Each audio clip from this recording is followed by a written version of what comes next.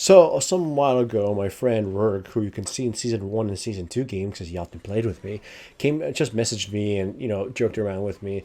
And then he mentioned that, he's been focusing on school and he quit League of Legends. Uh, and then he started playing Dota, and then he just nonchalantly said, like, what have I been up to? And I said, oh, just doing my videos and whatever. I'm like, I've been wanting to smurf and stuff. And he just says, here's my account. Bam, gives it. He says, it's all yours. So I got to another smurf account other than Amy, and I got to play. And I decided, you know what? I should make special rules for work. He started off unranked. My special rules for work were I always will take whatever is available, and I will never ask, I'm top, I'm mid, I is jungle. So that's one of my rules. I would always just get what is open. I would always get what was open, but I would never, if somebody calls top or mid or whatever, no, I'm not gonna respect that. You respect pick order. So if I was first pick, I would get whatever the hell I wanted, top, mid, jungle, whatever. So I just picked whatever the hell, whatever. And they could cry, they could bitch, and that happened a lot in the lowest of elos.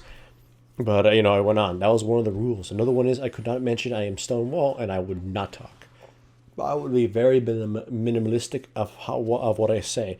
I could say a joke or two or whatever, but overall, I wouldn't be like, hey, yo, what's up? What's everybody doing? I'd just be, like, yo, top here, guys missing over here. We need this, blah, blah, blah. Basic stuff.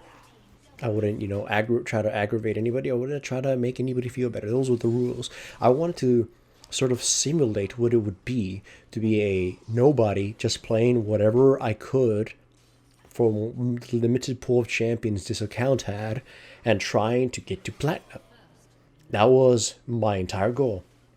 I wanted to simulate it to see. I've had talks about Elo Hell before and how I feel because when I was playing with Amy that it exists in a way in which it's a for some players, even the good players, it's a grind to get up unless they're exceptionally godlike, and even then sometimes they can get unlucky. But overall, if you're good enough, you'll get out of gold and they enter platinum, and then you can possibly grind to diamond. But I think platinum is the haven for a lot of players. That's where they want to be at. Diamond is, just pantheon of the gods. It's like you're an angel in platinum and you're a god in diamond or whatever.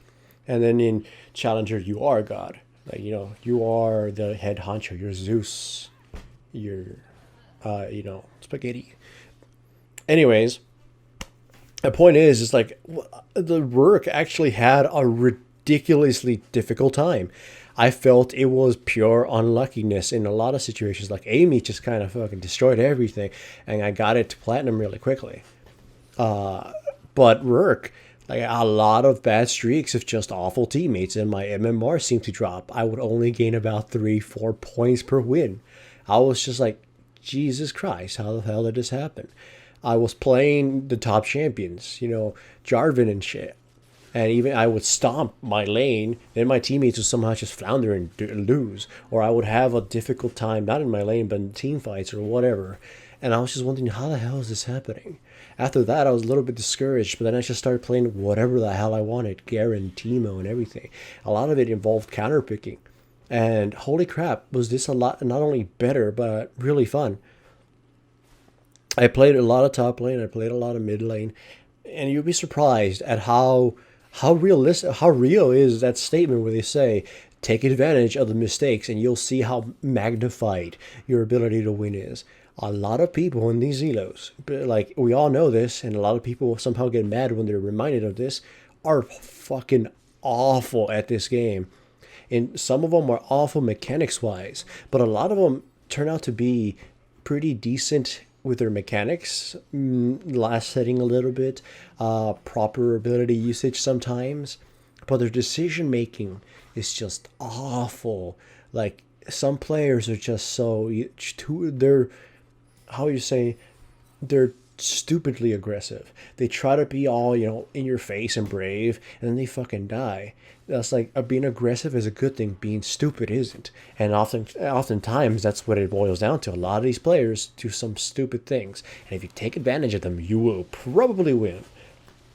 I took advantage of them a lot. The poor item builds, I took advantage of that. Incoherent, patterns like super over aggressiveness, I took advantage of that, especially with team of fucking mushrooms. The way I put them, I punished people. Team fights, try to kill the most important character or the one who actually seems competent, and you'll see how far they'll take you. You realize you could actually win even with some really awful teammates. I mean, if there's a point of no return, sure. Sometimes, like in the game I actually played today, there was a Draven that got 15 kills at 15 minutes.